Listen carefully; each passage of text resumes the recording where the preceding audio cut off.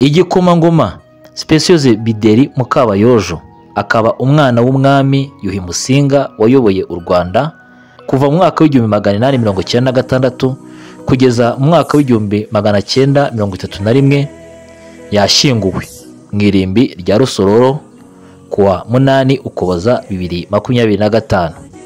Ni mu gihe mu itangazo ryari ryatangajwe mu kwezi gushize batangaje yuko azashyingurwa i Nyanza akaba ariho azashyirwa ahari amarimbi y'abami.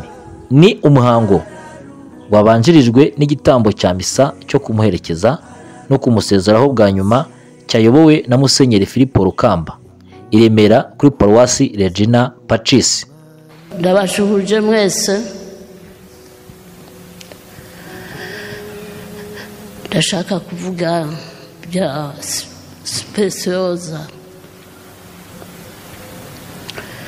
Speciosa twaramukundaga twese mu cyama. Aba bakobwa mureba aha ntabwo ari bose ariko bose baramukundaga kubera ingeso ze nziza, umurava we. Speciosa yari umuntu uzi ubwenge, uzi icyo akwiye kuvuga n'icyo atakwiye kuvuga. Yaradukundaga twese kandi natwe twaramukundaga. Ni ukuri tuzi umuntu watugiraga inama kandi wadukundaga. Icyo nshaka kuvuga ni uko yakundaga abantu bose, uwamusangaga yaramwakiraga, waba urwaye kagusura, ndetse waba uvuye no mu bitaro akaza imuhira akakureba. Nkanjye nakundaga kurwara cyane kandi na n'ubu ni uko, ariko Speciosa yamporanaga ku mutima. Ni ukuri naramukundaga. Yari umubyeyi mwiza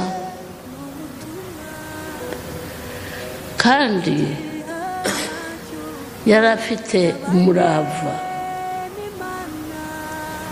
Umurava rero yagiraga ni nako uyu munsi tumusezeraho tubabaye, tuzi ko tutazongera kumubona, ariko kubwo kwizera kwacu tuzongera kumubona cya gihe Yesu agarutse. Kandi yari umukristo, yakundaga Imana. None mwa bakobwa mwe mubuze umubyeyi mwiza, ngaho rero tugusezeho tubabaye, ariko tuzi ko tuzongera kukubona cya gihe Yesu azagaruka. Nuko rero tumusezeyeho kandi tubabaye, turababaye. Nkanjye yari inshuti yanjye ku giti cyanjye, naramukundaga, yarankundaga. Kandi yari umuntu sinagira uko muvuga, kuko yari umuntu uvuga bikeya byiza yemwe ndababwiye ko tubuze umuntu mwiza. Sipesoroza rero genda uradusize, bamwe bazagukurikira, kandi rero ni ukuri turagusabiye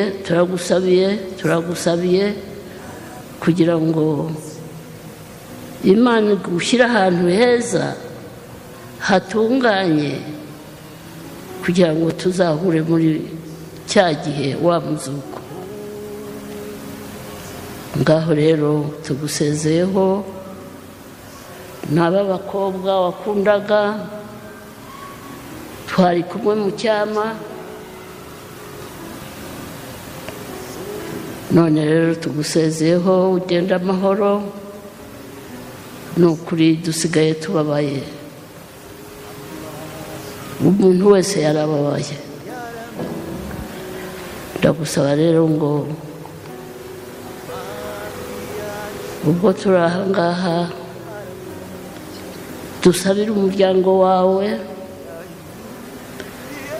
kandi rero tuwumenye, tuwusure. Abana yasize tujye tugenda twibuke Sipesiyoza. Ngaho rero musigare amahoro mwese, nawe aryama ahantu heza Imana yamuringanirije. Nuko ndarangije.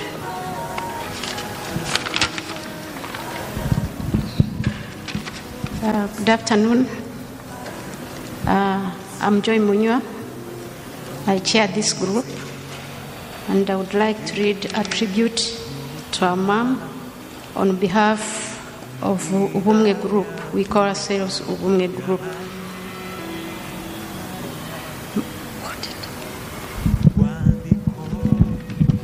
Mom was a woman of a big heart. She loved us, and we loved her too. Mom didn't know the young and the old. She treated us equally. She guided us and advised us. She was passionate about Rwandese culture. Some of us who are married here in Kenya, she kept reminding us to keep our culture. Mom always really taught us how to do our dances. Even when she sat down, she would tell us, before we do anything, let's us dance. And she would start a song, and she would raise her hands, showing of how Rwandese culture do it. And she used to akaducira imigani, akatwigisha ibisakuzo, and Mom was a very wonderful mother to all of us. Every time Mom called you, she would ask you about your family and how they are doing. Mom loved to be hugged, and in the midst of it, she would whisper to you, I love you, my daughter.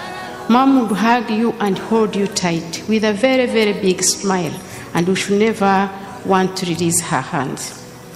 She reminded us to love one another and to pray for each other. Mom kept time for our meetings, and if it was her turn to host, we would find her seated ready to receive us. Mom was always the first person to wish us Merry Christmas, and she would do the same for the New Year. We shall miss you dearly in our hearts, and you live forever in our hearts. Rest well, Mom, rest well. To the family, we continue to pray for peace and strength during this time of grief. We are going to miss her messages of Christmas.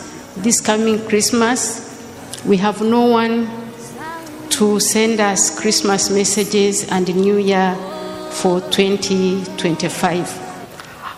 I urge Rose, because you are helping Mother to do this, please do it on her behalf, and we shall be very grateful. And after this, we are going to sing a song in memory of our mother.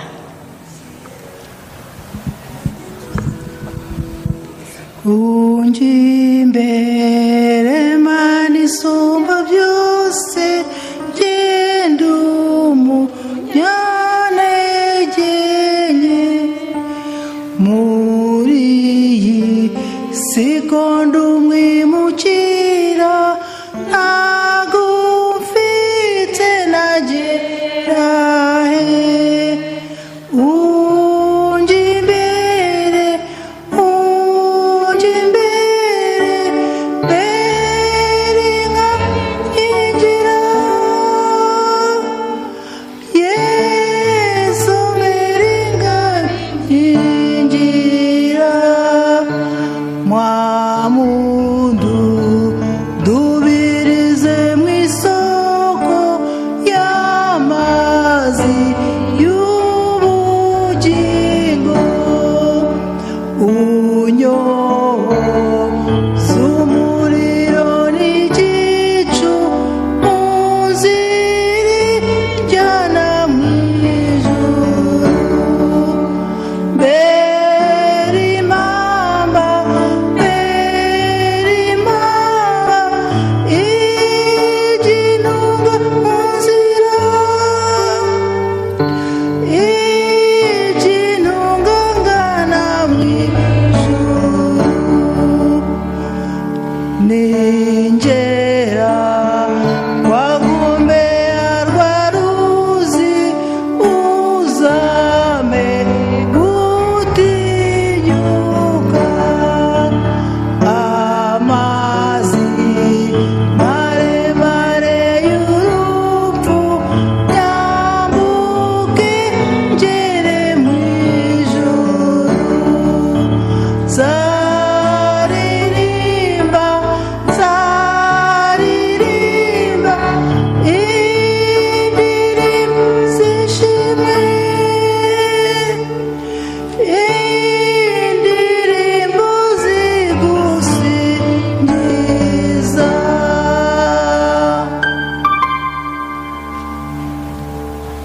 Igikomangoma Speciose Mukabayojo, mukobwa w'umwami Yuhi wa gatanu Musinga wategetse u Rwanda, yatabarutse afite imyaka 93 nk'uko byemezwa n'abo mu muryango we. Mukabayojo yaherukaga kugaragara muri rubanda mu gutabariza cyangwa se mu gushyingura umwami musaza we Kigeli wa gatanu Ndahindurwa watabarijwe imwima ya Nyanza mu Rwanda mu 2017.